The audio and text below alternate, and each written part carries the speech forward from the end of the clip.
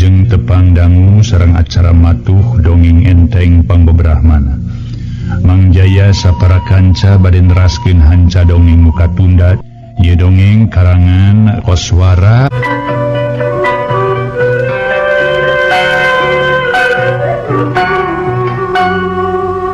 Rawargi hanca dongeng urang lajengkeun deui anu pamiti lepat harita Kiburak lebet kana kurunganan Maung Lodaya.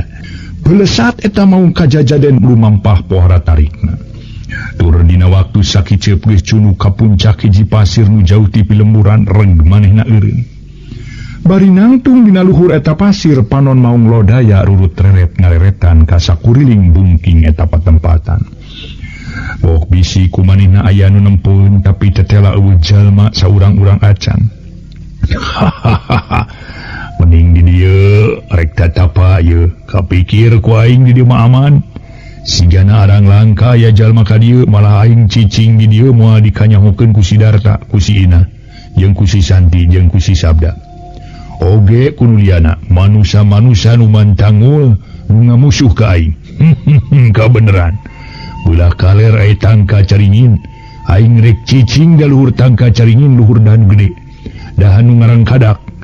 Celeng harita Maung Lodaya ngakaceleng kana dahan tangka caringin nu panghanapna. Bubuhan maung nu kaancikan ku siluman sakedeung geus gampang nakar maung geus bisa ngagajleng nu saterusna cicing di dahan caringin segede beuteung nunging. Sok lah saha nu bakal nganyahoankeun aing dina kaayaan ayeuna aing nyumput di dieu. Aing buni nyumput di dieu moal anu nganyahoankeun. Sok sia ayeuna timiti poe aing saheulanan rek tetapa susuganan aya nu nyaheun ka aing daek namahan ilmu kasakten aing pikeun ngaganggu ka manusia-manusia nu ku aing dipimusuh. Ti harita Kiburak ngancik dina eta dina waruga maung. Atuh tuluy nyicingan eta dahan di puncak pasir sabeula. Urang tuna heula kayan siluman burak nu geus ngancik dina waruga hiji Maung Lodaya. Bari ayeuna keur matuh ngayakeun tatapa dina dahan kai gede di puncak pasir sabeula. Maksud seja tatapa hayang boga ilmu kasakten nu leuwih punyul batan ayeuna. Kacaturkeun lumampahna dirina Nyi Santi alias Nyi Ina jeung pihakna Ki Sabda. Tetela najan manehna lumpat saolah-olah ngaluarkeun tanaga sagemblengna, tapi Jang Ina nu kaancikan ku Kiburak nu diudag ku manehna teu kasusul. Sajeroning lumpat teu poho antara Ki Sabda jeung Nyi Santi, bari ngaromong marengana pas haruhna hareho. Aduh, Nyai, tetela najan urang lumpat, sataker tanaga, meakeun tanaga nu aya si Burak, teu kasusul ku urang, aduh. Aduh, laras Kang Sabda tetela mana kitu ge. Elmuna pohara luhurna nanging naha akang yakin yen eta teh Kiburak anu ngancik dina warugana Jang Ina. Nah lain Jang Ina anu sanyana kitu Kang. Nyi Santi masih keneh tumanya kawas nu hayang yakin pisan. Bener akang yakin Nyai. Moal ge bisa lumpat sakitu ganjangna, moal bisa nyingkahan urang sakitu ahingna. Pokona mah lamun manehna lain siluman. Numatak akang panasaran hayang bisa ngusir dirina si Burak tina ragana Jang Ina. Karunya kana kurungan Jang Ina nu kaancikan. Ieu ganjang lumpat. Sok atuh Kang, belesat diri Ki Sabda jeung pihak Nyi Santi alias Nyi Ina. Harita ngagancangan lumpatna maksud hayang gerak kasusul nyusul diri Ki Burak nu ngancik dina warugana Jang Ina. Barang datang ka wewengkon pasir hiris, lain deui ngagebegna keur diri Ki Sabda jeung pihak Nyi Santi. Lantaran atuh didinya di puncak eta pasir kasampak waruga saurang jalma keur ngagoler dina luhur batu lempar. Ngadadak nuduaan lumpatna eureun terus nyampeurkeun ka deukeuteun keur ngagoler. Bari tuluy disidik-sidik ku maranehanana. Lain deui ngagebegna lantaran ayeuna apal yen jeung keur ngagoler tayalian dirina Jang Ina. Teu burung kasusul Kiburak teh Kang. Bener kasusul ngan hanjaka. Urang kaporotan ye Kiburak kaburu mabur. Ki Sabda ngomongna dibarengan ku rumenghap ngarahu. Nyi Santi mencerong ka Ki Sabda bari semunu heran. Manehna tumanya. Kaporotan kumaha Kang? Kan sirik urang ge kasusul. Nah Kang teh make nyebatkeun kaporotan sagala. Kaporotan lantaran ajannya ge jang inana kapanggil dieu tapi apanan siluman burak geus kaluar. Kutan tos kaluar. Aduh. Bener kitu kaayanana. Kurang ajarnya. Ni Santi mending kegeceret bakat tinggal rasa keheul nu lain lumayan. Keheul campur jeung rasa haneueul manehna nepi ka kegejling. Bari jeung gara-gara teu ateu teh sanyana pisan. Sakedapan duanana jarempe taya nu ngaromong naon-naon. Lintang ti paneutupna nu mencrong ka dirina Jang Ina nu masih keneh ngagoler dina luhur batu dina kayan siga nu keur sare pohara tibrana. Sanggeus lilapah nang semu bingung pok bae Nyi Santi ngomong dari anaker.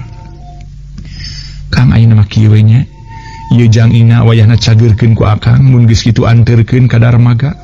Keun abdi rek nyusul diri Ki Burak. Panasaran mun can kancang kalak. Panasaran mun manehna teh can bisa dielehkeun. Kitu Kang sabda maksud abdi teh. Waduh Nyai, ceuk akang mah rek kitu rek ieu mending urang babarengan. Ulah rek papisah Nyai. Jeung na deui akang apan geus janji. Baris melaan diri Nyai. Satekah polah kalayan akang janji baris ngabantu ka pihak Nyai. Demi kahonta cita-cita kabeh.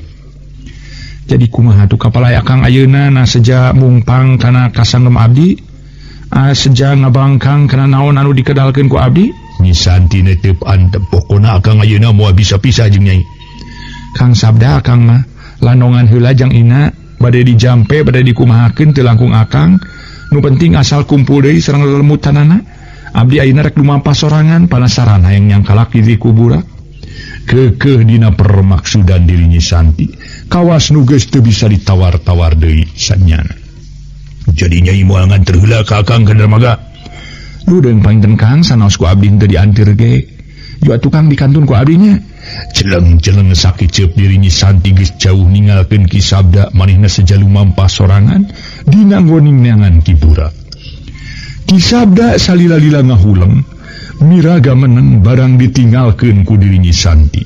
Waina geus teu katempo ku panon manehanana paneteupna sakepeung mancok ka palebah diri Jang Ina. Nu masih keneh ngalempreh lir geus jadi layon. Sakapeung dia mencrong ka jalma nu tadi disorang ku diri Nyi Santi. Bet aya rasa sedih jeung nalangsa dirina geus ditinggalkeun ku Nyi Santi. Hate Ki Sabda ngaharita teh para mitra ngageurentes parnanaker. Sumamat ka diri Nyi Santi nu geus tega ninggalkeun. Nyai Santi panutan akang. Kunaon hidup nepi ka tega ninggalkeun akang Bagur? Teu sangka hidup ayeuna bet luas ninggalkeun akang sorangan. Nantos alim sasarengan sareng akang. Aja nepi kumaha Bagur? Aduh nalangsa akang teh Nyai. Nalangsa ari kudu pipisahan ti diri Nyai mah. Teu karasa Ki Sabda nu sanyana mah bangsa siluman. Siluman papatihna Kangjeng Ratu Prabu Cakrasena bet make medal cimata sagala ku ayeuna ditinggalkeun ku Nyi Santi. Oh Nyi Santi panutan akang najan akang siluman tapi pohara cintana ka diri Nyai. Najan akang lain manusia tapi akang geus janji ti ayeuna ka hareup akang moal rek nyieun tindakan nu matak nganyerikeun ka bangsa manusia. Hanya ka Nyai ayeuna bet milih jalan sorangan teh. Sorangan alim disarengan ku akang. Aduh ampun Nyai. Ya akang Bagur, akang jiga nama aduh baka gering pikir. Bener-bener asa disasaak, bener-bener asa dijejewet hate Ki Sabda. Najan baheula manehna teh siluman gagah jeung jahat, tapi ayeuna geus lain deui ku ayeuna dirina diwawuhkeun jeung Nyi Santi. Diberian bogoh jeung resep ka Nyi Santi. Geus ngalantarankeun manehna ngarobah sakur kalakuan jeung pagawean teu heula nu teu bener. Kalakuan jahat ka bangsa manusia ku manehna seja ditinggalkeun demi kacinta nu kuat ka diri Nyi Santi. Ret paneteupna ka Jang Ina leketai hatena Ki Sabda ngaleketai bangun nalangsa pohara. Bangun pohara ngarasa watirna dipencrong lila naker. Marengan hatena anu harita teh para mitra ngageurentes kieu. Deudeuh teuing Jang Ina, nyata anjeun geus jadi korban katelengesan Den Sukmawati. Anjeun geus dipisahkeun tinu jadi pamajikan anjeun nu ngaran Nyi Iroh nu geus ditelasan. Diala nyawana ditelasan ku keris titisan iblis. Katuru-katu tuh anjeun terus diancikan ku siluman burak. Tapi ayeuna untung Ki Burak geus kaluar tina waruga anjeun. jeung Nyi Santi nu nyusul ka manehanana. Hanya ka kuring teu bisa nulungan kana kasusah anjeun. Teu kaburu ngajait anjeun tina katunggaraan nepi ka anjeun kalengitan ku pamajikan nu anyar keneh dikawin. Kasawang para mitra jeung karasaku diri Ki Sabda. Yen mun manehna anyar kawin anyar panganten, upamana kudu pipisahan tinu jadi pamajikan, kana tangtu bakal karasa nyeri jeung tugeunahna. Nu matak ayeuna diri Ki Sabda mang nalangsakeun, mang tugeunahkeun kana kaayaan dirina jang ina.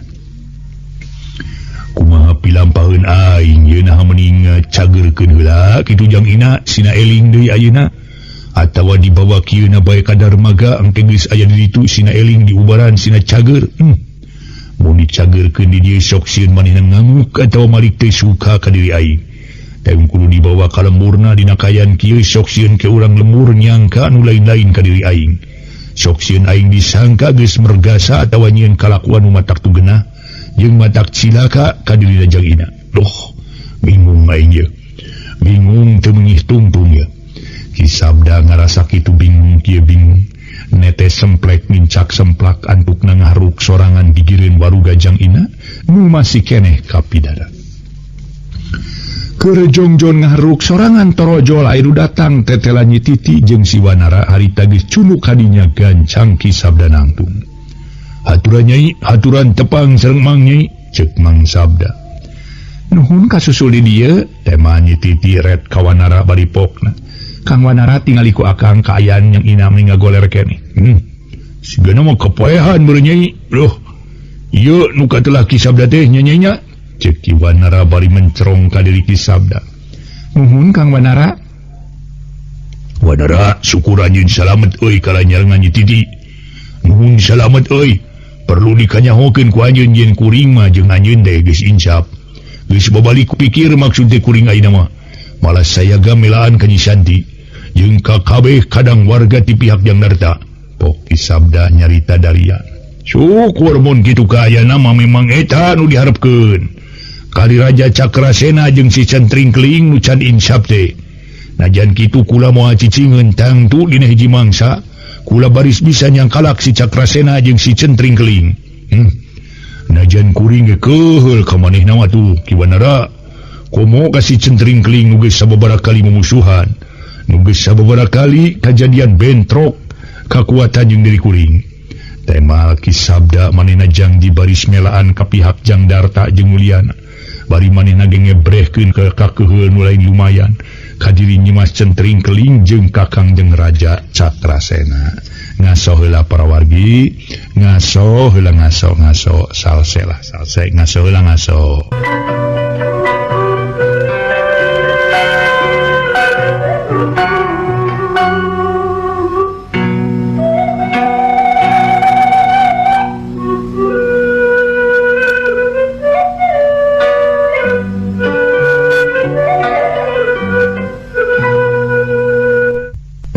Bargi anu mulia, Nyi Titi harita para mitra sadaya maju dua lengkah ka hareup, nyamperkeun ka diri jang ina gap dadana dicampa geus kitu reta Ki Sabda bari pokna.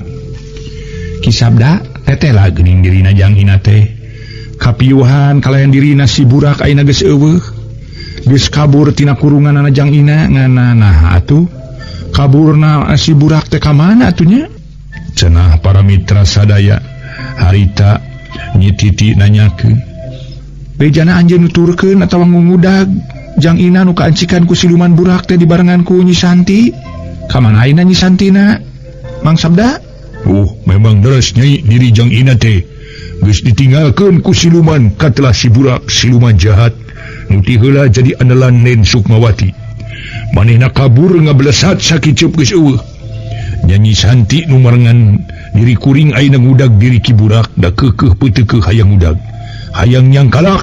Ki Sabda nerangkeun kajadian nu tadi lumangsung dirinya. Tug nepi ka dirina ayeuna tinggal sorangan da geus ditinggalkeun ku diri Nyi Santi nu maksa miang sorangan. Nah, tuh ku anjeun teu dibarengan ka Sabda atawa anjeunna sanyana mah aya di pihak Ki Burak merenya? Ampun para lunteuy Nyai. Nyai mah nyarita teh kemana wae, eta ge dicarek ceuk Mang teh kewe nyusul Kiburak mah saring senga jajapun Ijang Ina kalemur darmaga. Keun ke dibarengan kumang, kitu cek mang teh ka anjeuna. Anjeuna mah kekeh peuteukeuh memaksa hayang ini tarita. Lantaran cenah panasaran hayang nyangkala Kiburak kitu. Pantas mun pohara ceceubna. Lantaran dirina Kiburak apa nu ti heula rek nalasan ngabinasa ka diri Nyi Santi. Lantaran perlu dikanyahokeun ku anjeun Mang Sabda. Sanya nama Nyi Santi teh ngaran Samara. Oh, ngaran Samaran? Ngakepeg pohara reuaseun anak Ki Sabda. Keur mati heula ge panasaran kana kaaya Nyi Santi nu sanyana. Basa aduh hareupan jeung Nyi Mas Cengtring keling yen ayeuna kitu diomongan Nyi Titi manehna mencerong lila pisan ka Nyi Titi. Ye, janten ngaran Nyi Santi teh ngaran Samaran. Ai ngaran palsu. Sami ke sanes na usanyana teh Nyai. Lain usanyana teh palsu. Yakin Nyai? Bener? Nah saha atuh jenengan nu aslina? Nah namina usanyana teh Nyi Santi. Saha ta? Cing Nyi Titi mugi kersa masihan katerangan.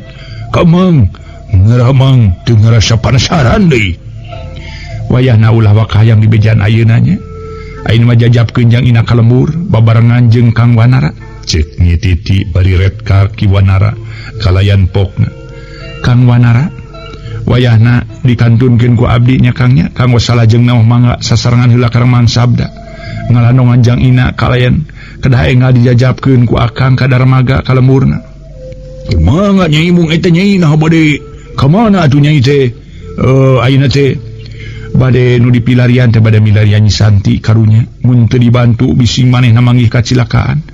Bisi aya bancang pakewuh mau ngamuk gajah metaya siku si bulu-bulu. Bisi teu kuat dina nyangga hareupan si burak nu geus jadi siluman. Celeng Nyi Titi ngagajeleng sakiceup geus lumampah jauh ninggalkeun eta patempatan geus ninggalkeun Ki Wanara jeung Ki Sabda nu masih keneh ngariung teu jauh ti dirina Jang Ina nu masih keneh ngalempreh teu inget di naon-naon. Sawatara kedapan mah antara Ki Sabda jeung Ki Wanara jarempe eueuh nu ngaromong sakemek-kemek acan pang-pang nama. Si Wanara ngarasa handeul ge dipisahkeun jeung Nyi Titi. Boro manehna hayang melaan hayang babarengan pek ayeuna geus ninggalkeun antukna ngaharuk ngan sanggeus ngahulang lila red Ki Sabda nyarita sarta pokna.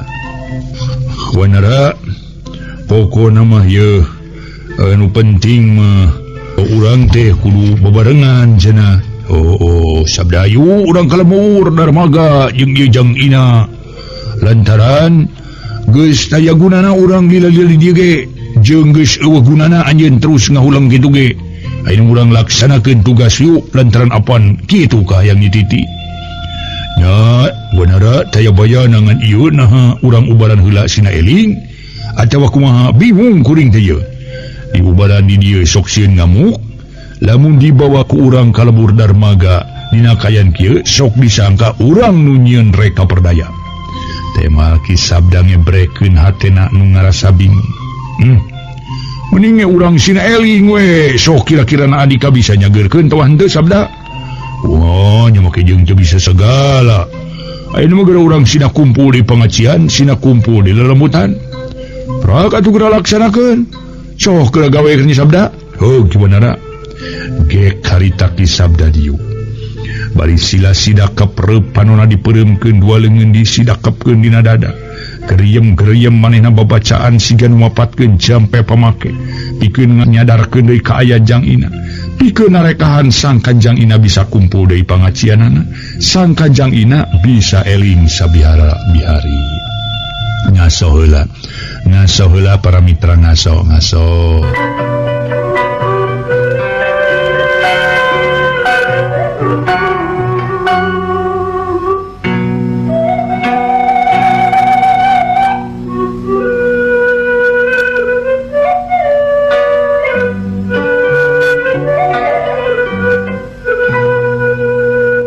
Mitra kaum dangu tekung silila Ki Sabda babacanana eureun panona berai beunta geus kitu paneutupna nu seukeut manco kana beungeut Jang Ina.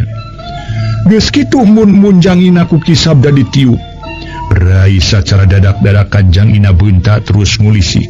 Celegedeg manehna nangtung rurut reret ka sakuriling eta patempatan. Purileung netepkeun duaan anu aya hareupeunana. Lain deui ngakebegna lantaran hareupeun aya tangtungan saurang lalaki nu teu dipiwanoh ku manehna dibarengan ku tangtungan hiji monyet bodas. Duana nangan karasa ku manehna pada mencrong ka dirina. Kajurungku rasa heran anu memang aya dina hatena. Hate manehna nu kakara kumpul deui, nu kakara sadar deui pok Jang Ina tumanya. Saha ranjeun teh? Ngaran kuring sabda ieu kiwanara. Ajan kasebutna monyet tapi bisa ngomong cara urang jiga manusia. Benar saku majek omongan dia sobat kuring nyata. Ieu ki sabda kuring teh bisa ngomong Jang Ina ceuk ki sabda ge. Cek si Wanara bari ngasongkeun leungeun ngajak sasalaman ka Jang Ina. Nya kitu deui ki sabda ngajak sasalaman deui ka dirina Jang Ina. Bangun ngabilujengkeun kana kayan Jang Ina nu geus kumpul deui lelembutanana. Syukur aranya ditepungkeun jeung kuring di dieu ngan heran kuring naon sababna atuh aya di dieu. Jeung heran deui salila ieu ti saprak kuring disampeurkeun ke kiburak di leuweung tiis. Kuring jadi teu inget naon-naon, kakara ayeuna dibere kumpul ingetan. Heeh, nah kunaon sababna? Nanyakeun kitu sugan araje nyaho kana kaayaan kuring. Apal kana kajadian geus kaalaman ku kuring. Jang Ina daria tumanya kajurungku ngerasa heran pedah manehna kakara ayeuna kumpul di lelembutanana. Teu poek cara peuting kamari jeung poe ieu samemeh eling. So kisabda dongengkeun kadinya ka Jang Ina. Ngarah Jang Ina apaleun? Cek si Wanara. Nitah ka kisabda pikeun nyaritakeun pangalamanana.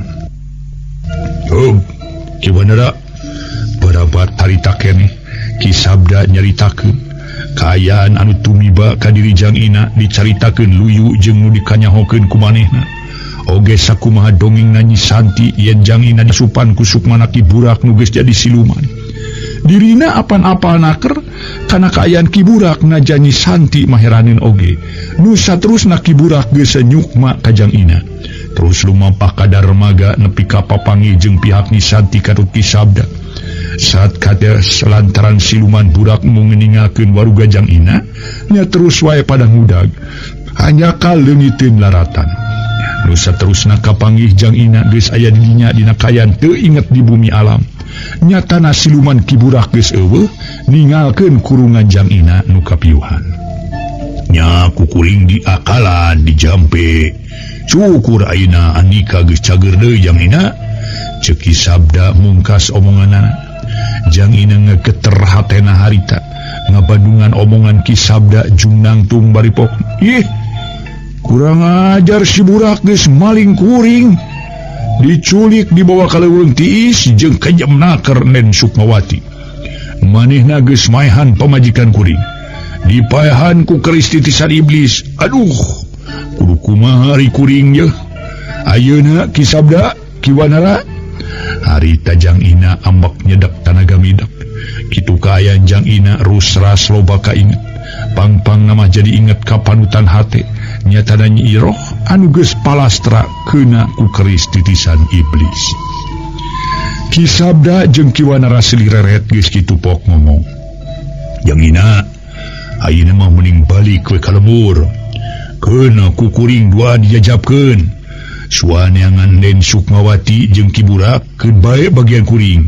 Yu ayeuna urang ka lembur aya keneh. Moal kuring mah hayang ku sorangan ewak si Sukmawati nyang kalaki burak. Jeung ngarebut keris titisan iblis nu geus ngala nyawa pamajikan kuring. Ngagidir nafsuna harita para mitra. Awakna nepi ka ngadeg-deg kitu kaayaan Jang Ina. Salila manehna harita bari ngomong. Jang Ina, najan kumaha kuring moal cicingeun oge nya kitu Nyi Titi jeung Nyi Santi jeung pihak liana nu geus loba dinyerikeun ku si Sukmawati. Ayeuna kabeh keur maluruh. Baris ngayakeun baritungan jeung si Sukmawati. Ku kituna Jang Ina nah mending kalembur heula atuh ayeuna. Sok kadinya. Bener mending ayeuna urang kalembur heula. Nya ulah aya hayang terus ngalaksanakeun eta pamaksudan. Yu urang kalembur Jang Ina. Nya tah hayu atuh. Ngan mun aranjeun teu hasil maksud sarua jeung Anjeun sapongko antara Anjeun jeung si Sukmawati. Leos Jang Ina leumpang miheulaan. Harita teh para mitra sadaya. Atuh Ki Sabda jeung Ki Wanarangi celik tukang Jang Ina. Bari henteu loba omong naon-naon. Estuni ngiclik teh ngiclik. Sadatangna ka lembur darmaga terus bae. Jang Ina dipasrahkeun ka kokolot Nyiro. Harita dibejakeun yen Jang Ina kapanggihna teh nyata di hiji pasir katlah pasir hiris. Sanggeus rengse papasrahan mah terus we Ki Sabda babarengan jeung Ki Wanara ninggalkeun eta lembur. Maksud jeung tujuan nyaeta hayang babarengan dina ngoning neangan Nyi Titi jeung Nyi Santi nu keur ti heula miang dina raraga ngudag-ngudag dirina Ki Burak. Ngaso heula para wargi, ngaso heula ngaso.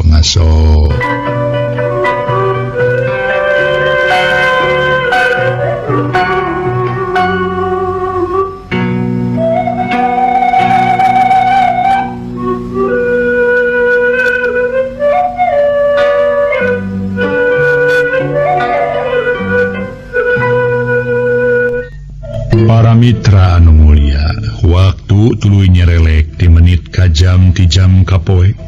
Di poe ka minggu teh sanyana lumangsung tuluy silih baganti bari ngalantarankeun ganti-ganti lalakon kahirupan nu kaalaman ku masing-masing insan nu kemelip di pawenangan. Lumampahna Nyi Santi nu kalengitan ku pihak musuh geus meakeun waktu saminggu.